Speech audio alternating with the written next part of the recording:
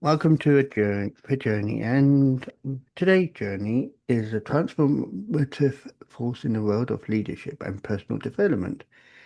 As an accomplished author, speaker, and executive career and leadership strategist, our guest leverages nearly 20 years of experience to guide clients in both startups and Fortune 500 companies. Our guest specializes in supporting leaders during pivotal seasons of transition, helping them embrace a growth mindset, cultivate meaningful connections, and lead purposeful lives. I'll let her talk about her books plus many more things, but it's Sabine to the journey. Welcome. Awesome. Thank you so much, David. I appreciate that introduction, and I'm happy to be here chatting with you. You're welcome. Now, journeys obviously start when you're young, because obviously when you're young, that's the most impressionable things because you're learning new things.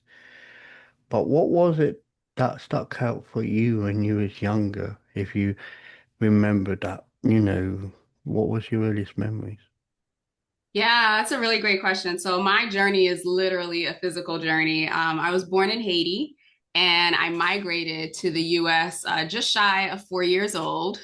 So that was a process of coming to a new country, cold climate. I still remember that Mhm. culture shock there. And so I grew up very much what would be considered like first generation in the sense that I was the first one to go to college or to get a bachelor's degree, first one to, really leave home and going away to school, starting a career in corporate. And so while my beginnings were very much rooted in my culture, my experiences were very much rooted in the American experience, so to speak.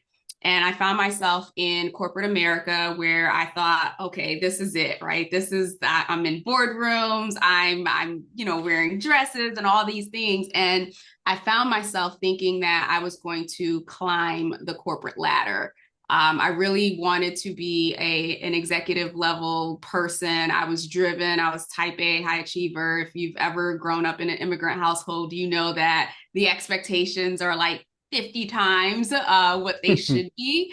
And so when I got to corporate America, I maintained that same mindset of like, put your head down, work hard, which for a period it served me. But then I started to realize that it wasn't serving me because I was working hard. I was taking on what I like to call the dots.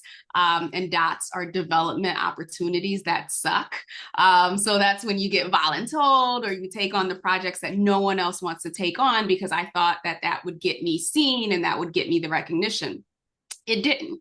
It just got me more work pretty much. And so I started to observe my colleagues, primarily my white male colleagues, and how they were navigating. And of course, I had mentors throughout my career as well who kind of guided me. But what I noticed was the individuals who were really climbing the ladder weren't the ones who were taking on all the projects that no one else wanted. They were the ones who were obviously doing their work, but building relationships, Mm. whether that be with other senior executives or other people in different departments. And I, when in Rome, I started applying that. And that's when I felt like my career started to take off in the sense that not only was it about the work that I could do, but communicating to other people the work that I was doing or the work that I wanted to do. And so I'm a big proponent of, as a result of those earlier experiences, a big proponent of building relationships.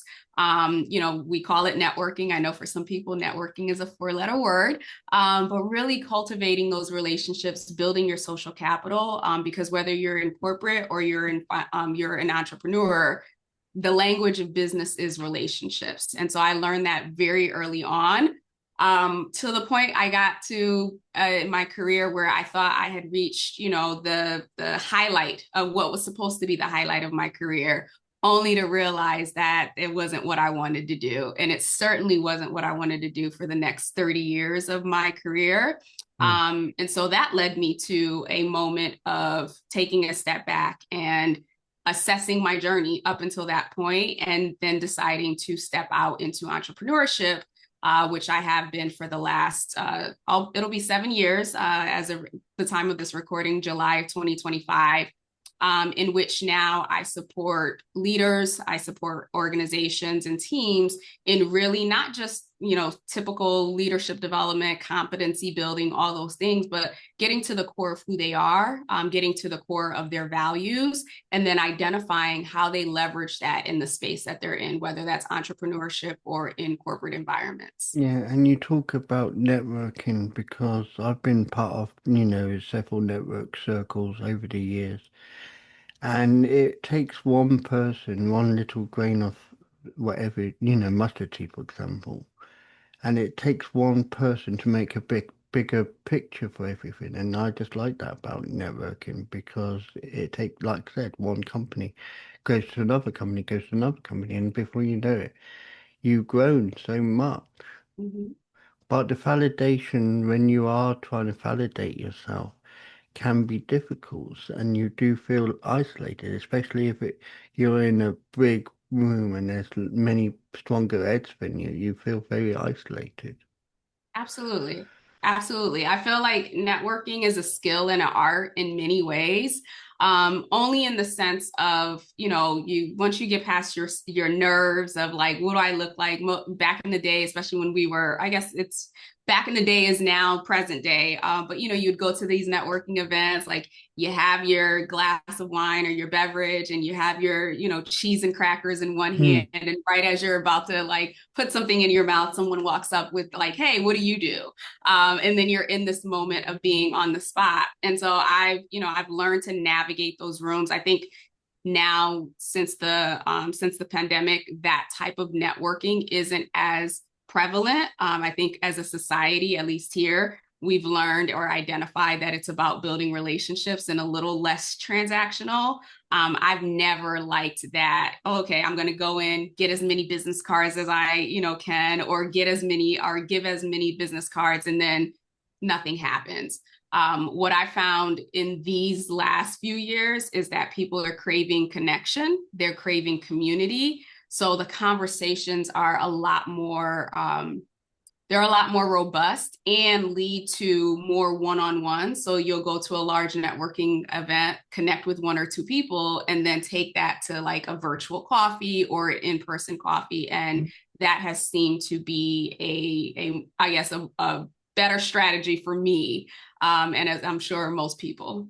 Yeah, it's like you talk on Zoom. Zoom's got popular because of the pandemic. But now if you go on Zoom and set it up in such a way, you can have 125 people on one Zoom chat. Yeah, absolutely. So And it's, you can do breakout rooms for the intimacy for people to get to know each other. yeah, and it's just development there. But it's, I do this podcast in my spare time now because obviously I got a full-time job. But the fact is, I could go out there and say I want extra money because I'm doing podcasts. Now, if opportunities came to me and said, I'll give you X amount for sponsoring your show, yeah, fine, I'll take it.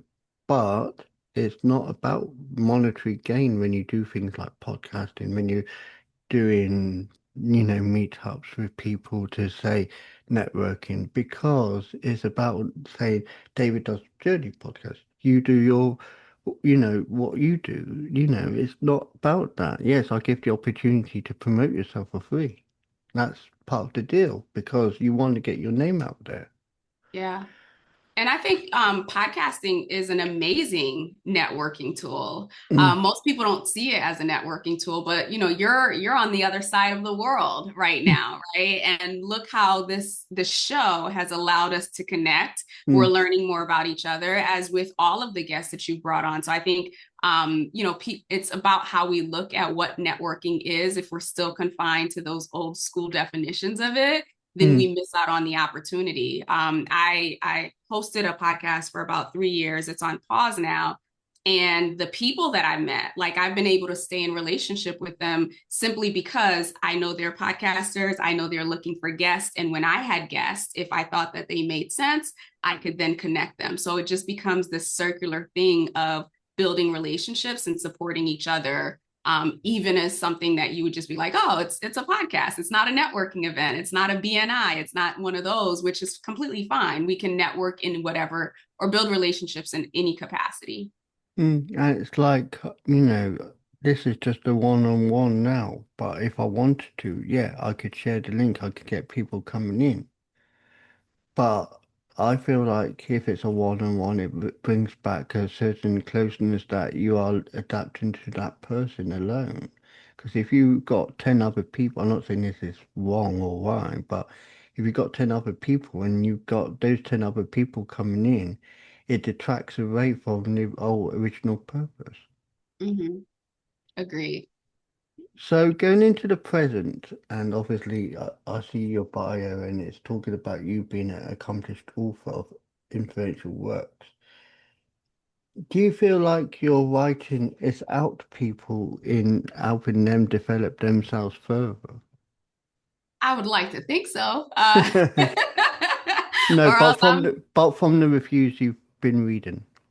Yeah. So here's the thing, and I skipped over this when I was sharing a little bit about my journey. Is I started my career in HR, so human resources, and that was from the desire to really want to help people. Mm, And as I continued through my journey, I got to do just that. What led me to leave corporate America wasn't because I hated corporate America or anything like that. It was really, I just got to a point where something within me said, Sabine, you have the potential to make a greater impact. And while you are in this environment and you can impact, the day-to-day employees, there's just something greater, right? There's a larger impact to be made. And it challenged me to really take a step back and ask myself, when have I felt the most impactful and when have I felt the most fulfilled in my career? And that was when I was helping internal employees really map out what they wanted to be when they grew up and then reverse engineering, okay, what skills, what assignments they might need to take. And when I was behind closed doors with leaders, and I got to support them in a way that, the ego was down, the bravado, all of that stuff that they showed up, like they showed up vulnerable.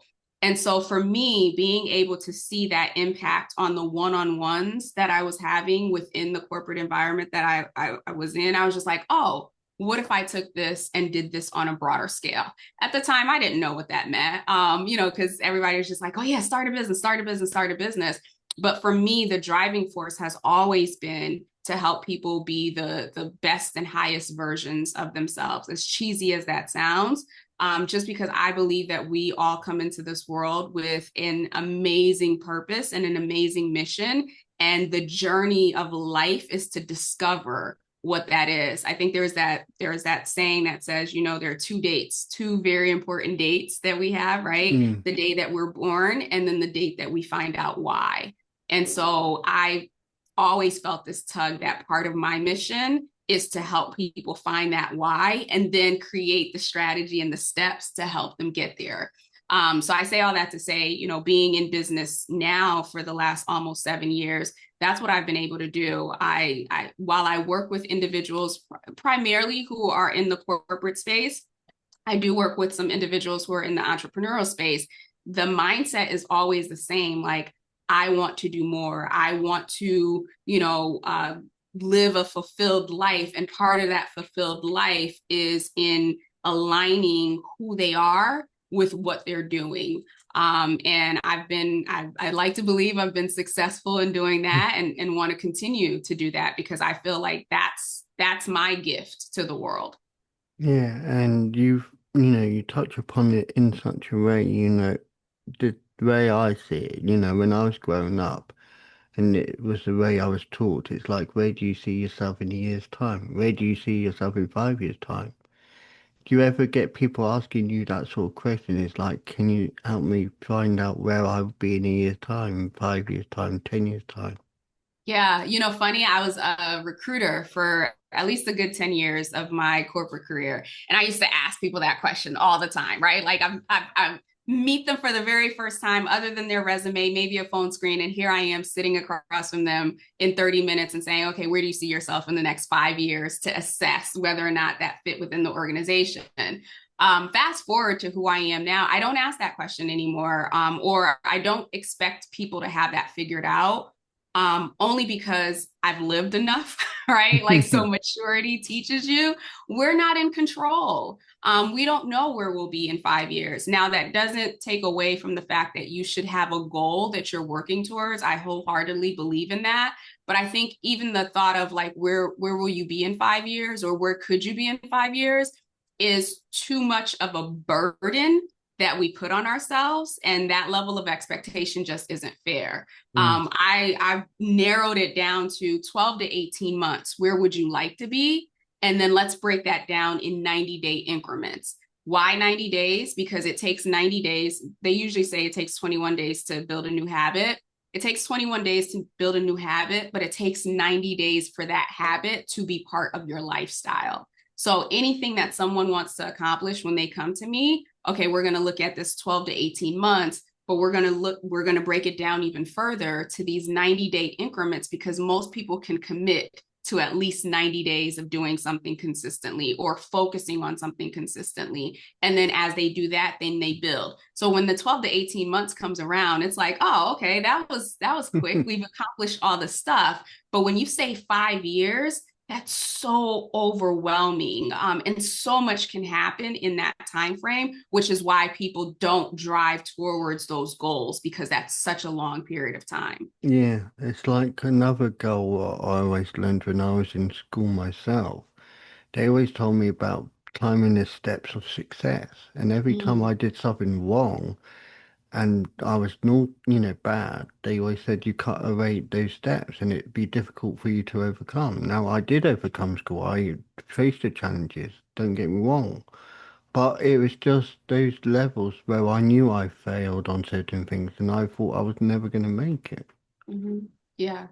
But here's the thing, that's part of the process. Mm, I do a lot of workshops around growth mindset. That's one of my core topics. And, mindset, I believe, anything that we're trying, any goal, any level of success that we're trying to reach, I wholeheartedly believe that mindset is 80%. Execution is the 20%, because you mm, can have the strategy, you can have the plan, you can have all that. But if inside you don't believe that you are deserving, that you are worthy, that you can actually make it happen, you're going to sabotage. So, right. So when you think about mindset, most of us have been conditioned, right? Because think about when you're going to school, you have grades, you have your parents making sure that, okay, you have to go through college and you have to get a job, right? So mm. there's this path that's laid out for us. And all throughout school, we're either getting A's, B's, C's, D's, or F's, right? And so we've been conditioned F is bad. Why? When we got an F, it was like in big red marker, right? Or you felt the shame when you went home and your parents were like, why'd you get an F? Why didn't you study? Why didn't you whatever? So we are then conditioned to believe that failure is a bad thing. We're conditioned to believe that we're bad because we failed. But when you look at anyone who's ever achieved anything, who's quote unquote successful, right, by anyone's definition, they have multiple failures before they got to that point. I always use Thomas Edison's quote, I have not failed 10,000 times. I've just found 10,000 ways that don't work. That is part of the process. I think that we have this opportunity now to redefine what that word failure means, that it's actually, no, those steps that you were talking about, every step before you get to that successful step should be a failure step, because you don't know what you don't know, and it's only a bad thing if you decide to stop like halfway up the stairwell. Yeah, so I'm going back to talking about your book because obviously people will be wanting to know about your book. Can you tell us about your book?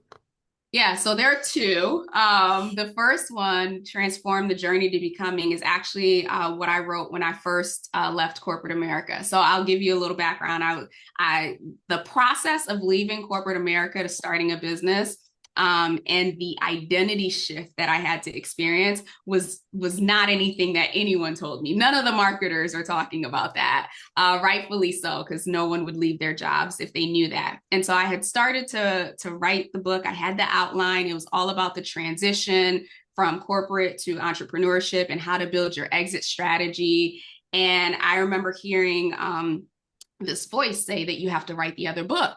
And I was like, I don't have another book. Like, this is the book that I'm writing. And I sat with it, I meditated, and then it came to me. It was just like, you need to share that deeper story. And so Transformed is really I don't want to call it a memoir because it's not long enough to be a memoir, but it's really a high level overview of my different periods or seasons of transformation. So I use the metaphor of the caterpillar turning into the butterfly to speak to different phases in my journey where that mirrored the stages that the Mm. caterpillar goes through in order to become the butterfly. So it's a lot more personal in that sense of just my personal process with that backdrop. And then LeadHership Reloaded is a book that I wrote coming out of the pandemic that I really wanted to highlight the power of this time that we're in how leadership has an opportunity to really be shaped and changed and shifted, especially in corporate environments, with more women at the head and what that looks like. What are those workforce demographics? What are the opportunities? Corporate has been running the same way for a very long time, at least here in the US. And we're seeing the system crumble in real life. And I feel like it's going to get worse before it gets better. But this is a really great opportunity for women to start not just wanting the seat of leadership, but really embodying what it means to be a leader now, so that when the ashes are there, like we have a stronger foundation to build on. And I believe, and I know I don't go into politics too much because it's a very sore subject for some people, but you see certain countries wanting female leaders, like in the UK, there's been female prime ministers, America came close to having female presidents a couple of times. Yep. Yeah. So, and Germany, you go to Germany, they had a female, chancellor, I think, yeah, Chancellor Merkel. Angela Yeah. Merkel. So it just shows. And then you got the younger generation of people being strong, like that, young people with strong minds. Yeah. So there is strong opportunities for females to be strong, but it's about that country adapting to that change. And sadly, America's not, and this is in my opinion and a very loose opinion, but I don't think America's quite ready for that change yet. I agree. I agree. I mean, it's obvious we're not quite ready for it. Or I should say It's the been two, people, it's been two times, I'm not able to vote in America, but I've been able to watch the politics and both elections in the last two elections, you've had a female representative on one party, trying to be that voice for the female. yeah. Sadly, due to the way it's gone, it never happened. But, when you go to England and you've had people like Margaret Thatcher and, I'm trying to think of other famous, Theresa May, they've Mhm. had female leaders. Yeah. But I think here's the thing. We look at like the presidency, right? Again, not to make this political, this is more around like leadership, right? So we look at Mm, the presidency, it's the highest seat of leadership, power. of power here in at least here in the US, right? Mm, We can't go to the top of the pyramid and expect that to be where change happens, where in our communities women aren't sitting on boards, or in the school systems, the educations, like women aren't, at that administration level, or in healthcare, women, you know what I mean? It's one of those like, it's like, how do you eat an elephant, right? One bite at a time. mm. Like we have to start where we are, building that confidence. I think it's we can look at the patriarchy and blame the patriarchy. I think there's some accountability there, but there's also responsibility in the individual person, right? So while I want to change the world through coaching and helping people become the best version of themselves, the truth is there are 9 billion people in this world. I am not meant to be the person to change that, but could I impact 1,000? Sure. Could I impact 100,000 in my lifetime? Maybe. right? And so it's really about, let's get, before we start to attack or address the macro, let's get to the micro. Let's Mm, start seeing the impact, because it's almost like momentum has to build, right? You have to see enough women building momentum in their leadership capacity at what I won't even call lower level, but lower structures, if you will, to get to that place where now, as a society, we can envision what it looks like to see a woman sitting at the highest level of seat of power in our country. yeah, and it will happen. That's how I see it. It will happen. It just will take that time. Yeah, it'll take that time, and it'll take more individuals saying, I like to reference the circle. I don't know if you've heard of this, right? Like the circle of control is very small. Then there's a circle of influence, and then there's a circle that's like all the things outside of our control. Mm, It's going to take more of us leaning into what's in our control, what's within our influence, and then you'll start to see that shift in the broader circle, if you will, of society. I get that. But- So, it goes in, it says here in your bio, it says what sets you apart is your unwavering commitment to growth and transformation, which goes beyond mere words. And you've highlighted that just by talking today, because you're not just using simple words, you're using powerful, impactful words that will stand out. And that's what I believe needs to happen as well, because in no matter what you do, if you're talking to businesses, if you're talking to entrepreneurs, you can't just sit there and say, my name is David, for example. You got to really make yourself stand out. And sadly, not everything gets heard. Yeah, yeah. I I'm a firm believer just in the space, and what why I put that there is that transformation is an inside job, right? Growth is an inside job. Success is an inside job. And so for me, it's been a matter of me doing the work and identifying like what my blind spots were, where my challenges were, where my limiting beliefs were, to get to that place of confidence where I can speak so passionately and articulately around this topic. And I think that that's a for people really wanting to step into their identity, whether that's leadership, whether whatever it is that they're doing, it's about building that inner confidence and that inner trust. And you can read books, you can have a coach, you can do all those things, but until you're willing to look at the things that are blocking that, it won't support you. Like you can have the title but not be effective. Yeah. So, um, going forward, and I told you this before I started recording, so we are wrapping it up in its own way. But in its own way, how do you see the future developing for the skills that you've learned? Do you feel like they are going to be a lot stronger for people to be aware more so for themselves, or do you think people will be learning as they still go on?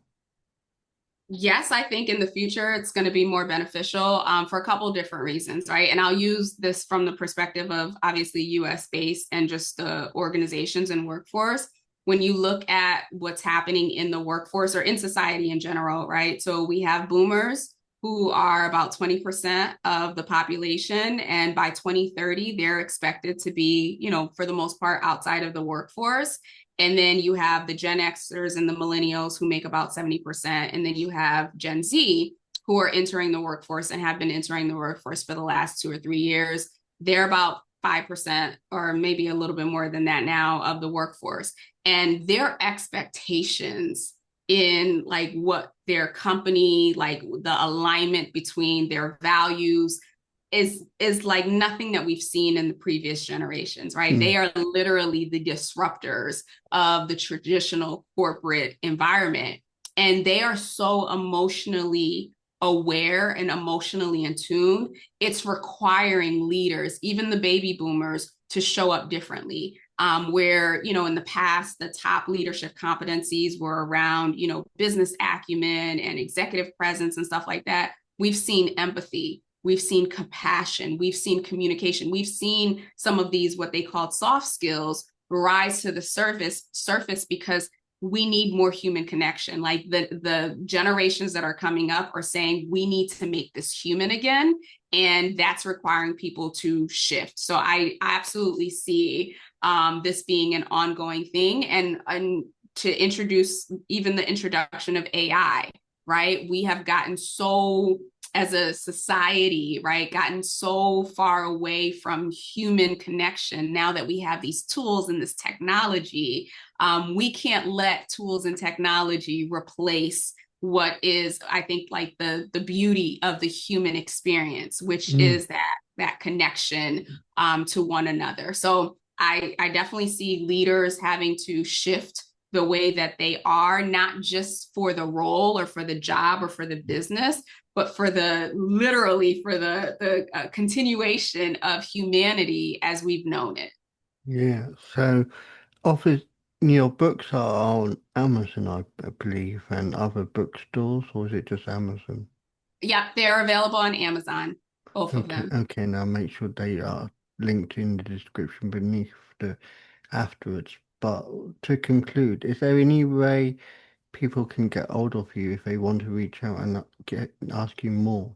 Yeah, absolutely. You can, I live on LinkedIn for the most part. So you can reach out to me, connect with me on LinkedIn at Sabine Gedeon. Well, it's LinkedIn/Sabine Gedeon is the hyperlink. And then, of course, you can certainly reach out to me on my website at SabineGedeon.com.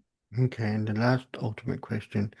People going on their journey, men, females, young adults, whatever you want to describe to people, what would you say to them to help them progress in their journey? Yeah. I think the biggest gift that I've gotten throughout this journey is focusing on personal development. And when I say personal development, I mean getting really, really clear and intimate with who I am. And I think it was Jim Rohn who says that, don't invest, or you can invest your time in your career, you can invest your time in yourself. And I think the more aware that we are of who we are, our gifts, our talents, our values, our ability to impact, the more we are like, it's counterintuitive because people are always like focus on everyone else, and I'm saying the opposite. Focus on yourself. Focus on getting to know who you are, what your purpose is, what your mission is.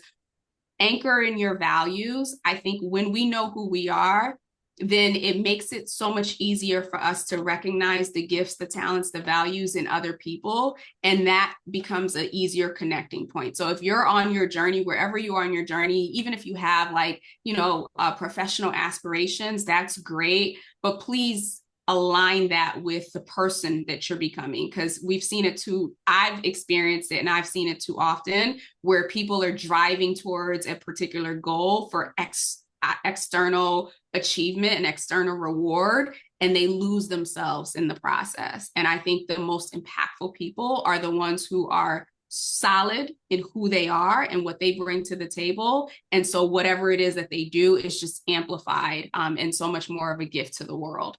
I find that amazing. And on that, I'd just like to say, Sabine, thank you for sharing your journey with us. I Thank you. hope it resonates with people in helping them find their success and ongoing career, ongoing life journey. Thank you, David. It's been a pleasure. Thank you. Our thanks to our guest there for a wonderful journey. And now a couple of messages to share with you.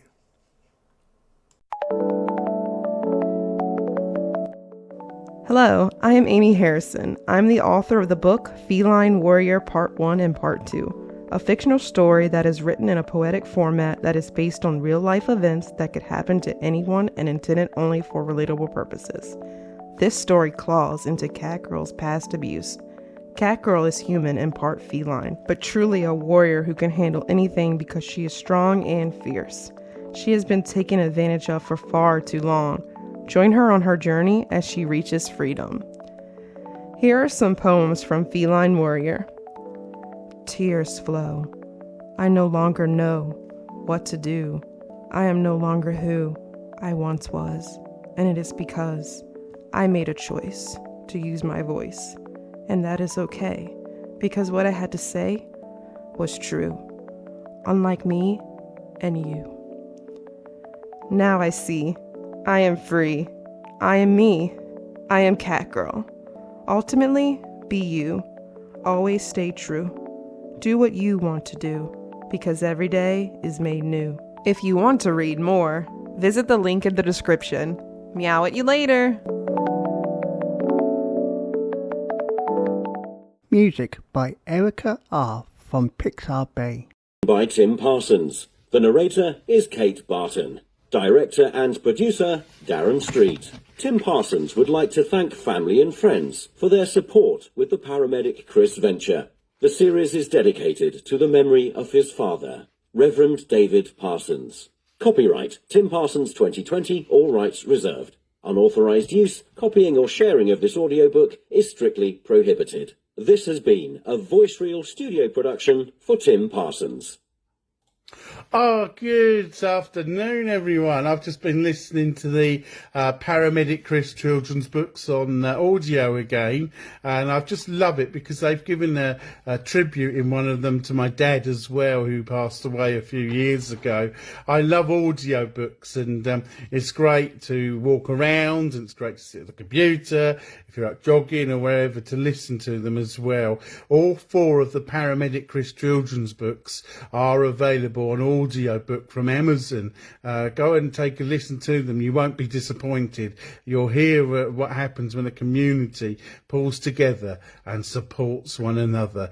The best thing is to pop over to my website, paramedicchriskidsbooks.org, and you'll see the links on the shop page. Keep safe, everyone, and thank you for being you.